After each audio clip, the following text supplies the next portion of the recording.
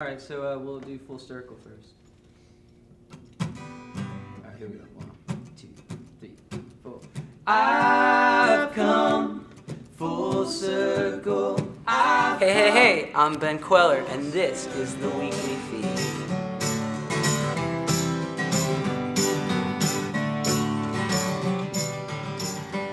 South by Southwest 2012, the weekly feed, Kyle, Meredith, and the one and only Ben Kweller. Hello. How are you, man? Going good. Yeah. I'm doing all right. Yeah, it's good to see you down here in kind of the natural habitat. Exactly, I know. Local gigs all week. It's great. It's nice because you have, through this entire thing, you've been on this maddening tour, and you get to come home, but you don't get the rest. No, not much rest. Yeah, I just got home like 4 days ago from Australia. We were in Japan before that, and we did a U.S. promo tour before that. Yeah. And then gigs all this week, and then we get on the bus on Sunday and start the U.S. tour. Sure. But I've heard some people say it's really nice having a gig that you can have your house keys in your pocket. Yeah, definitely. You know, just definitely. to take it back home. Toads. Well, congratulations on Go Fly a Kite. Thank you That's very cool much. record. Thank you. Not to get in the album titles, I've been trying to figure out which direction to take that album title, like in the Mary Poppins way, or in the Go Fuck Yourself sort of way. It's the Go Fuck Yourself sort of way. I actually wasn't even aware of the Mary Poppins reference because I didn't really pay attention to that movie when I was a kid, like I probably should have. But I do like that phrase because I like the sweetness to it. You know, Sure. it's got so many different interpretations. But it's definitely the more, jump in the lake, go fly a kite, go fuck yourself. Yeah. So Is it directed towards anybody? No, but it's it's a kind of a rebellious album, and so I just felt like it was a fitting title, and we've all either been told that or wanted to say that or said that to others. So yeah, it worked. Yeah, I guess one thing that caught me off guard about it, if it was with that, I mean, you're so close to your fans. Well, see, so I think about it, it's me and my fans against everybody else. Okay. Yeah, it's us telling the man or whoever it is, So yeah, that's I am definitely united with my fans big time because I find that we're really similar. Like whenever I hang out with a lot of my fans, we have a lot of the same interests and are a little quirky, a little left of center, Sure.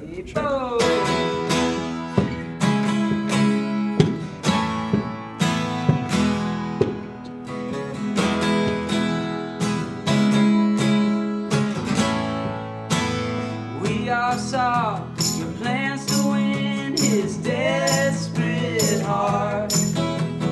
Hands of silk tied me and him far apart. The twine that tied. Here you are, totally independent this time. You started your own label. We'll get to that in a second. But usually that would mean you have to scale back a lot, and yet you have this enormous packaging. Yeah. Which is great. You've got this extremely involved website now, and with all the games that go along with the gold laminate. Well, when I do something, I tend to just do it full on, and so it's been kind of that way with every aspect of my life. And so now with this label, I'm really doing it full on and just kind of doing everything that I wanted to do in the past. Like even when it comes to something simple like album artwork and.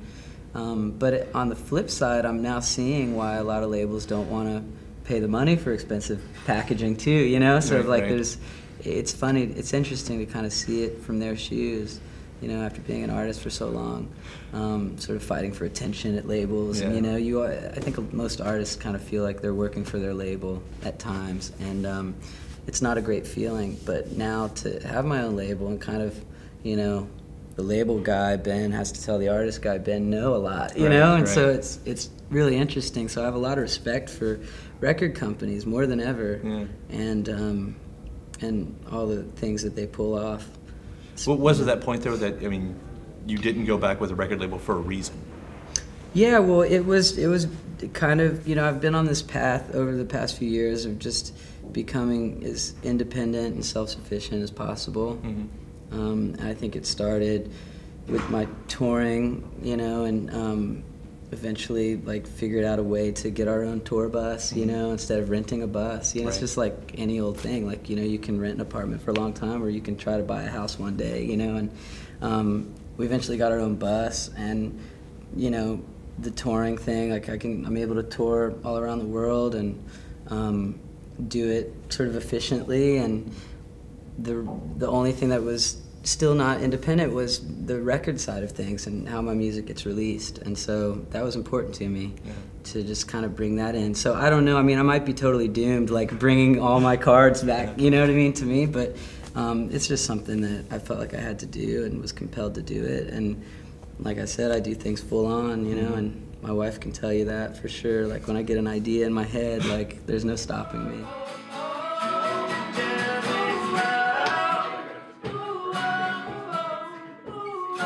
Some of these songs too, I read that they've been around for a while.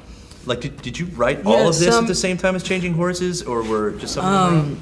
Well, I think the first two songs I wrote were Jealous Girl and Gossip, which kind of worked together as one song in a way, chapter 1, chapter 2. And I wrote those in New York, so it would have been about 4 years ago, right before we moved to Texas. Right.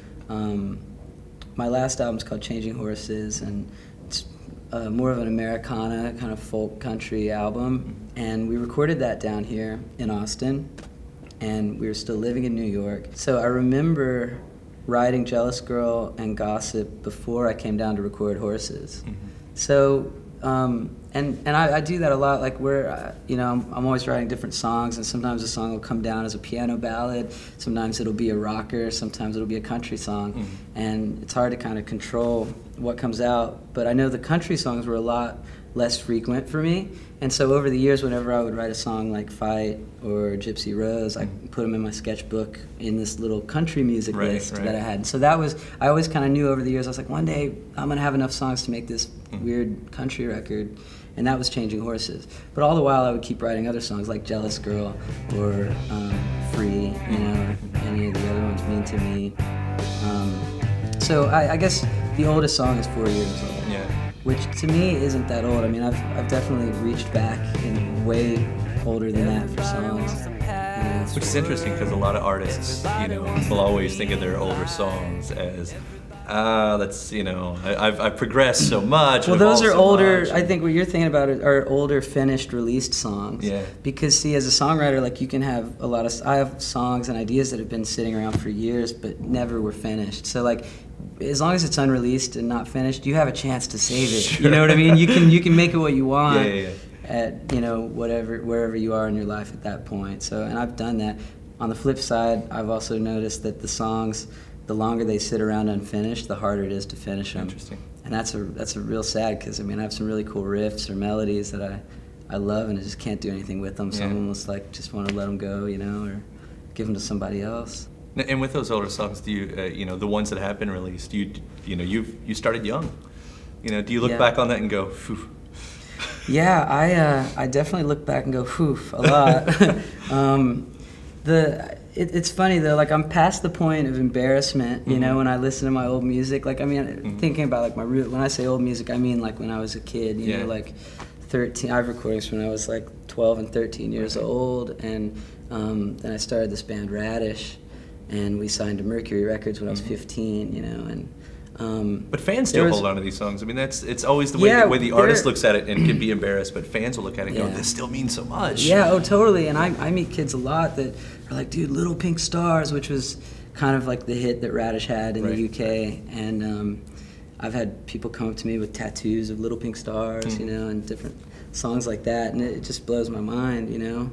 It's okay that if a certain song doesn't mean much to me anymore, but as long as, you know, the fact that it's still impacting others is pretty amazing. I love that. You started your own little family band. It looks like.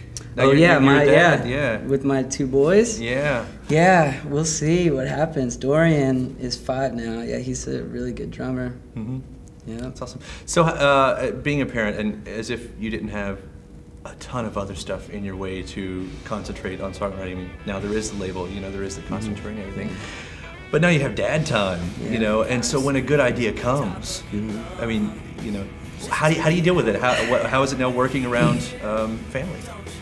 Well, you know, thank God for the iPhone, because the voice recorder, you know, anywhere you are, you can, you know, say a little idea into it, sing a melody. But yeah, there's definitely times, you know, I mean, it's a balance, you know, to balance that. I mean, the songs, when they do come to me, I really try to make a point to work on them Yeah. You know, because you never know when another one's going to come. Sure. And that's the thing about songwriting. It's so weird because you're just making something that wasn't there before 5 minutes ago. And it's pretty damn cool. Yeah. And if you don't get it right then, it could just go away forever. Sure. And then you end up with one idea that's been around for 10 years that you can't ever finish, and then you're kind of screwed. And it's always interesting with when you're an artist and when this is your career and you look and said, all right, it's kid time. Yeah. You know, I mean, you step in that, full, when you said you're ready for something, you go gung-ho on it, but to kind of prepare. Being a father, I mean, it was something that I always wanted to be. I always knew I wanted to have kids. I mean, I'm a really sentimental person, nostalgic person. And I think that, my songs are very sentimental and nostalgic. And, I mean, when I was 16, I wrote a song called Song for My Children. Yeah. And, a song for these kids that I would hopefully have one day, So I always, having kids, a lot of people ask, like, has it changed the way you write or has it changed what you write about? It really hasn't. It's just, it's kind of confirmed all of my beliefs, and everything that I thought was true about humanity or... Yeah. Does that song still work? Yeah, actually that song, I really like that song. I've never released it, never put it. I played it at my grandfather's funeral, actually. That's the only time I ever performed it, which was about 8 years ago. But yeah, I hope to put that out one day. Yeah. It's a pretty cool song. It's nice that you could have seen it that far ahead and still say the right words. Yeah, that matched right? up later. Yeah, so. It's interesting. Yeah. On a much lighter topic, you seem to be a guy who knows a lot about boots. Boots, yeah. I know nothing about boots. Well, Luke Casey's my favorite brand. Yeah. These are Justin's. Yeah. I like Justin too. Yeah. What do I need to look for when I'm looking for good boots? Well, I think, a lot of people go out and they try to get used boots, because they look cool. But the thing about boots is there's nothing like a new pair of boots because it molds to your foot and, you get to wear it in and give it the scars, It's very Texas, yeah, coming from out of Texas. Very Texas, very Texas. All right, man. Go fly a kite. That's it. In Fantastic. stores now. In stores now. Ben Kweller, South by Southwest 2012. Thank you very much.